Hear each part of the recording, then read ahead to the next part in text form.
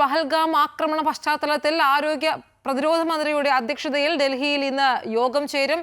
മന്ത്രിസഭ സമിതിയുടെ തീരുമാനങ്ങൾ പ്രതിരോധ മന്ത്രി രാജ്നാഥ് സിംഗ് വിശദീകരിക്കും.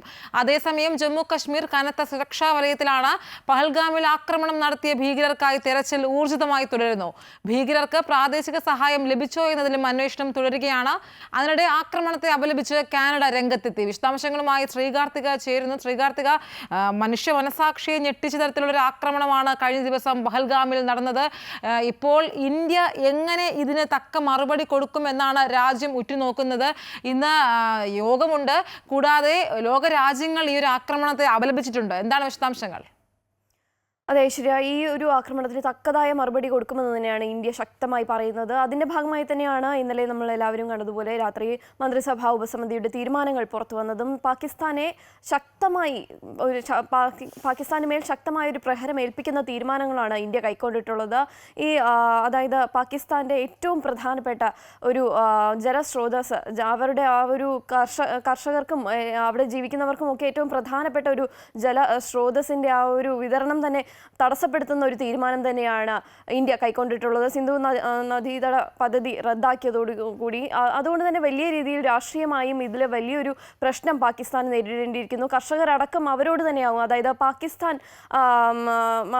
പാകിസ്ഥാനോട് തന്നെയായിരിക്കും ചോദിക്കുക ഇനി എന്തായാലും പകരം നടപടിക്രമങ്ങൾ എന്നതടക്കം. ഇതെല്ലാം കൂടി ഇതിനുള്ള മറുപടികളെല്ലാം അവർക്ക് ഇനി കണ്ടെത്തേണ്ടതുണ്ട്. അതിനുവേണ്ടി പാകിസ്ഥാനിൽ ഇന്നിപ്പോൾ ഒരു പ്രത്യേക യോഗം ചേരുന്നുണ്ട്. പാകിസ്ഥാൻ പ്രധാനമന്ത്രി ഷഹബാസ് ഷെരീഫിന്റെ അധ്യക്ഷതയിലാണ് യോഗം ചേരുന്നത്. ഇന്ത്യ ഇപ്പോൾ ശക്തമായ പ്രതിരോധ നടപടികൾ സ്വീകരിച്ചിരിക്കുന്നു. ഇതിനെതിരെ ഏത് രീതിയിൽ പ്രതികരിക്കണം, അതുപോലെ തന്നെ ഇനി മുന്നോട്ടുള്ള നടപടിക്രമങ്ങൾ എങ്ങനെയായിരിക്കണം എന്നൊക്കെ തീരുമാനിക്കാനായി. അതേസമയം തന്നെ ഇന്ത്യ വളരെ സുരക്ഷിതമായി കരുക്കൾ നീക്കി മുന്നോട്ട് പോവുകയാണ്. ഇനി പാകിസ്ഥാന്റെ ഭാഗത്തു നിന്നും എന്തെങ്കിലും പ്രകോപനകരമായ ഒരു കാര്യം ഉണ്ടായാൽ അതിനെ ശക്തമായി തന്നെ തിരിച്ചടിക്കാൻ തയ്യാറാക്കുകയാണ് ഇന്ത്യ. അതിൻ്റെ ഭാഗമായി തന്നെ അതിർത്തിയിലടക്കം വലിയ സുരക്ഷയാണ് ഏർപ്പെടുത്തിയിട്ടുള്ളത്. ഈ ഒരു ആക്രമണത്തിൻ്റെ പശ്ചാത്തലത്തിൽ കഴിഞ്ഞ ദിവസങ്ങളിലെല്ലാം നമുക്ക് കാണാൻ സാധിച്ചതാണ്. അതിർത്തിയിലടക്കം വലിയ സുരക്ഷാ ക്രമീകരണങ്ങൾ ഏർപ്പെടുത്തിയിരുന്നു. അതുപോലെ തന്നെ ഈ ആക്രമണത്തിന് പിന്നിലുള്ളവരെ കണ്ടെത്താനുള്ള വിപുലമായ അന്വേഷണവും നടക്കുകയാണ്. ഏറ്റവും അത്യാധുനികമായ സംവിധാനങ്ങൾ ഉപയോഗിച്ചുകൊണ്ട് തന്നെയാണ് ഇന്ത്യൻ സേന ഈ ഒരു പ്രതികൾക്കായുള്ള തിരച്ചിൽ നടത്തുന്നതും NIA അടക്കം സഹായം നേടിക്കൊണ്ട് തന്നെ ജമ്മു കാശ്മീർ പോലീസും എല്ലാം സംയുക്തമായി തന്നെ ഈ പരിശോധന നടത്തുകയാണ്. ഡ്രോണുകളും ഹെലികോപ്റ്റർ അടക്കമുള്ളവ സജ്ജീകരിച്ചുകൊണ്ടാണ് ഈ പരിശോധനകളൊക്കെ നടക്കുന്നത്. വനാതിർത്തിയിലും അതുപോലെ തന്നെ ചെക്ക് പോസ്റ്റുകളും അടക്കം വലിയ രീതിയിൽ പരിശോധന നടക്കുന്നുണ്ട്. വാഹനങ്ങളെല്ലാം കടത്തിവിടുന്നത് കനത്ത സുരക്ഷയിൽ തന്നെയാണ്. മറ്റ് പുറത്തുനിന്നുള്ള അനധികൃതമായുള്ള പ്രവേശനം ഒന്നും തന്നെ അവിടെ അനുവദിച്ചിട്ടില്ല. കനത്ത സുരക്ഷയിലാണ് ഇപ്പോൾ അതിർത്തിയുള്ളത്. ഏതായാലും ഇന്നിപ്പോൾ ചേരുന്ന യോഗത്തിൽ പ്രതിപക്ഷ പാർട്ടികളുടെ അടക്കം നേതാക്കളെ ക്ഷണിച്ചിട്ടുണ്ട്. ഇതുവരെയായും ഇന്ത്യ സ്വീകരിച്ചിട്ടുള്ള മുൻകരുതൽ അടക്കം അവരുമായി ചർച്ച ചെയ്യാനും ഇനി ഏതൊക്കെ തരത്തിൽ മുന്നോട്ട് പോകണം എന്നുള്ള കാര്യങ്ങളും ചർച്ച ചെയ്യാനാണ് ഇന്നിപ്പോൾ യോഗം വിളിച്ചിട്ടുള്ളത്. ഏതായാലും പ്രതിരോധ മന്ത്രിയുടെ അധ്യക്ഷതയിലാണ് ഡൽഹിയിൽ യോഗം ചേരുന്നത്. മന്ത്രിസഭാ സമിതിയുടെ തീരുമാനങ്ങൾ പ്രതിരോധ മന്ത്രി രാജ്നാഥ് സിംഗ് ഇന്നിപ്പോൾ ചേരുന്ന യോഗത്തിൽ വിശദീകരിക്കും. കേന്ദ്ര ആഭ്യന്തരമന്ത്രി അമിത്ഷായും ഈ ഒരു യോഗത്തിൽ പങ്കെടുക്കുന്നുണ്ട്. കോൺഗ്രസ് അടക്കം എല്ലാ പ്രതിപക്ഷ പാർട്ടികളുടെയും നേതാക്കൾ യോഗത്തിൽ പങ്കെടുക്കും.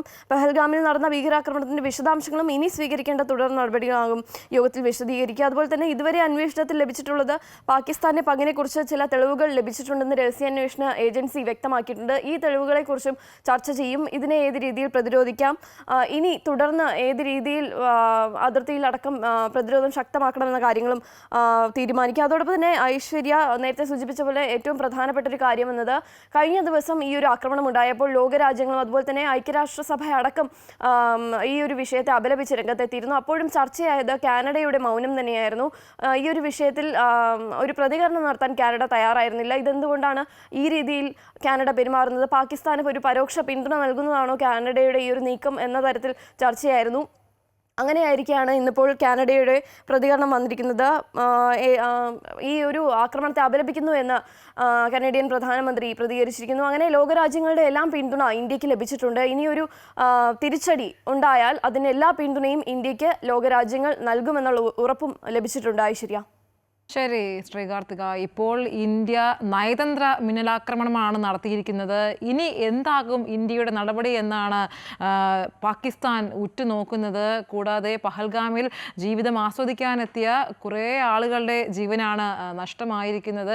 വളരെ വേദനാജനകമായ വാർത്തയായിരുന്നു കഴിഞ്ഞ ദിവസം പുറത്തു വന്നത്. ഇനി ഇന്ത്യയുടെ നടപടി എന്താകുമെന്നാണ് ഉറ്റുനോക്കുന്നത്. വിശദാംശങ്ങൾ നൽകുകയായിരുന്നു ശ്രീകാർത്തിക.